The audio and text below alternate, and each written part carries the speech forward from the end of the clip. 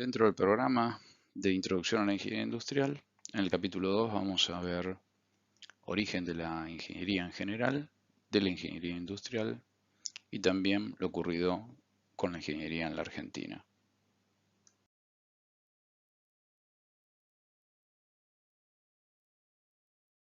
Cuando nos adentramos específicamente en el origen de la ingeniería, podríamos encontrarnos diferente bibliografía y discusión respecto de cuándo ha sido el origen propiamente dicho. Lo cierto es que desde los primeros pasos que comienza a dar el hombre va evolucionando junto con él. Esencialmente lo que va haciendo es utilizando los materiales y la fuerza de la naturaleza y transformándolos en beneficio de la sociedad. Elementos esenciales que han hecho al desarrollo de la ingeniería han sido herramientas que, si la miramos en una base de tiempos desde 6.000 años antes de Cristo hasta 100 años antes de Cristo, realmente deberíamos mencionar aquellas que han sido extremadamente relevantes, como puede ser el manejo del fuego, el de los materiales y metales fundidos, la rueda propiamente dicho, el brazo de palanca y el uso de la cadena de poleas.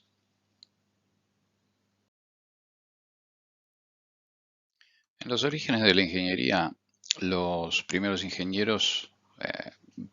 estaban dedicados a una actividad más de construcción o civil, como se la conoce hoy, fueron considerados prácticamente arquitectos, porque construían básicamente muros de protección de ciudades o grandes edificios. En cuanto al origen de la ingeniería industrial, muchas veces tiende a confundírsela o relacionársela directamente con la revolución industrial, pero fue muy anterior. Fue durante la revolución agrícola, cuando el hombre dejó de ser nómade y comenzó a instalarse, a cultivar, a criar animales. Eso le generó desafíos en términos de mejora de irrigación y mejora del rendimiento de los territorios plantados. También en aquella época había una serie de disputas territoriales que promovieron el desarrollo de ingenieros que estaban dedicados a la parte militar, dando apoyo a los ejércitos, a las milicias, de forma tal de tener armamento y logística para poder llevar a cabo sus despliegues militares.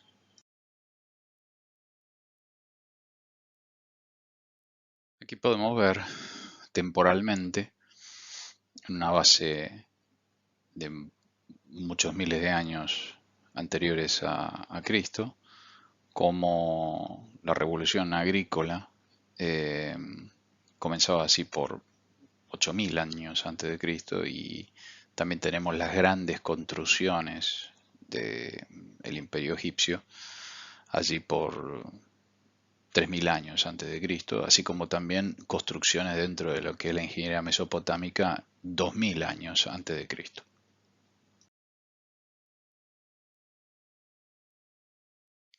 Podríamos mencionar muchas obras de ingeniería dentro de lo que es el Imperio egipcio o el área, digamos, mesopotámica del Golfo Pérsico. Pero yo diría que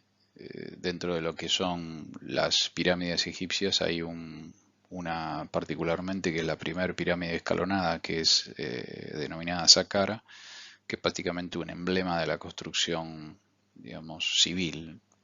de la época. También los asirios, digamos, se destacaron dentro de lo que es la región mesopotámica por el desarrollo de armas en las que comenzaron a colar mineral de hierro, y también empezaron a hacer desarrollos en los que aprendieron a trabajar con la caballería, domesticando caballos, animales, digamos, que les servían para la movilización. Así como también, ya con una civilización bastante más avanzada y más trascendente, los griegos, propiamente dichos, comenzaron a utilizar el hierro forjado en lo que es construcción, o también, digamos, aumentar la resistencia de sus construcciones a través de vigas reforzadas en acero. La ingeniería romana fue realmente muy destacada, tomó algunas cosas de la griega, pero seguramente debemos destacarla por la creación de acueductos que hasta el día de hoy en muchos lados eh, todavía están como construcción mantenida y en firme, carreteras, puentes, edificios. Claramente, digamos, tenemos todavía en pie al Coliseo, al cual todavía lo podemos visitar.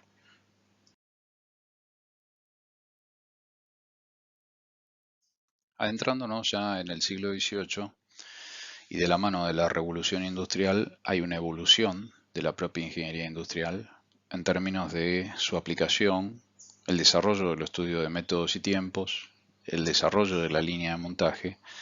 y también de un trabajo, digamos, que se lo considera pionero de la ingeniería industrial, como puede ser el de la administración científica de Taylor.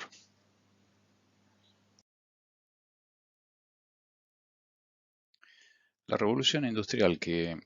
se podría decir nace en la segunda mitad del siglo XVIII y se desarrolla hasta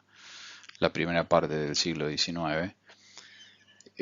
se caracteriza por una transformación muy importante, social, económica, tecnológica y cultural, em, que básicamente implica un cambio de vida desde una economía básicamente rural a una que se comienza a mostrar como orientada hacia el desarrollo fabril y productivo y basada en ciudades, ya no tanto, digamos, en un aspecto rural de la vida como la conocía anteriormente. Hay un desarrollo que nace en Gran Bretaña, que es la aparición de la máquina a vapor, que comienza a reemplazar la tracción a sangre, que marca fuertemente este desarrollo. Y en ese proceso resurge, podríamos decir, la ingeniería industrial como respuesta para cubrir necesidades en las que el trabajo y la actividad fabril se encuentra, digamos, con desafíos de producción, de optimización, de mejora de procesos.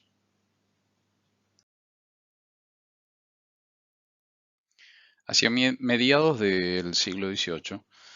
es Jean Perronnet quien de alguna manera propone el estudio de tiempos para la fabricación de elementos de construcción, como pueden ser herramientas, clavos, diferentes tipos de, de elementos asociados a esto. Y, y consecuentemente lo que hizo es proponer una mejora para la reducción de tiempos de su fabricación, de forma tal de generar un inicio de mejora de optimización de procesos. Ya hacia finales del siglo XVIII, Eli Whitney es quien desarrolla una línea de montajes para la fabricación de mosquetes y vamos a encontrarnos con que esta producción seriada es popularizada luego, ya más hacia finales del siglo XIX o principios del siglo XX, por el propio Henry Ford en la implementación de la línea de montaje de los primeros Forte y Fora. A inicios del siglo XX, quien se lo considera prácticamente el padre de la ingeniería industrial, Frederick Taylor, hace la publicación del primer trabajo de lo que se denomina administración científica, en donde lo que hace es un estudio de tiempos, de movimientos y de método de determinación de costos, entre otros, que genera las bases para el estudio de optimización de procesos productivos.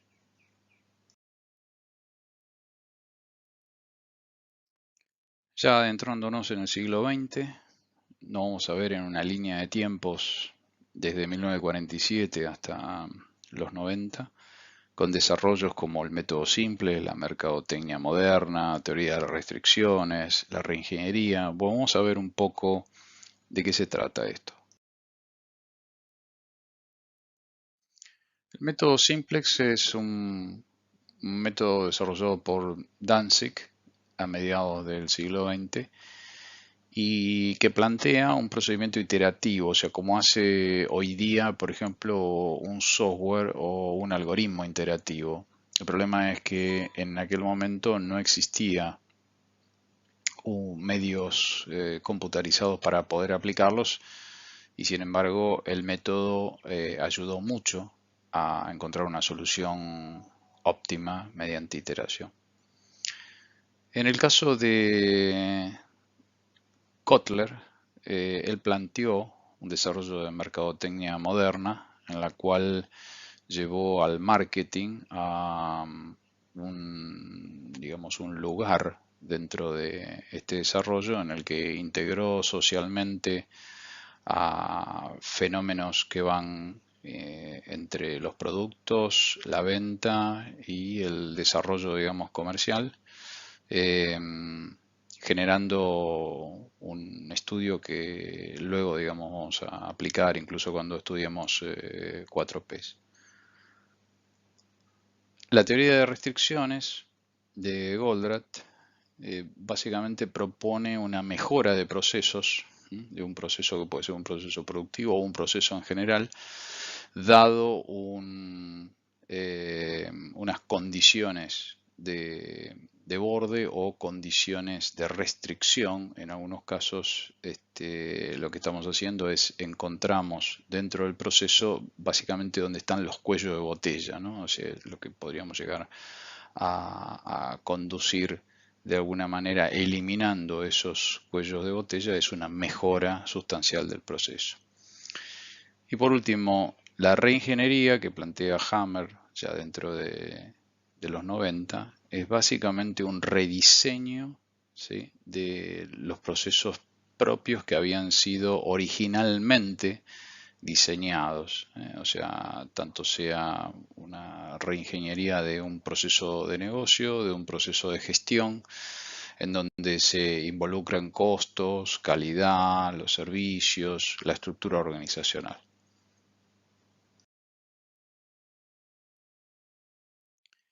Ahora, si hablamos de la ingeniería industrial en la Argentina, tenemos que señalar algunos hechos relevantes que hacen a la misma. Bueno, por empezar, podríamos mencionar la fundación de la Universidad de Buenos Aires como un hecho relevante porque estamos en esta casa de estudios. También deberíamos mencionar que en 1897 se crea el Departamento Industrial en la Escuela de Comercio Carlos Pellegrini.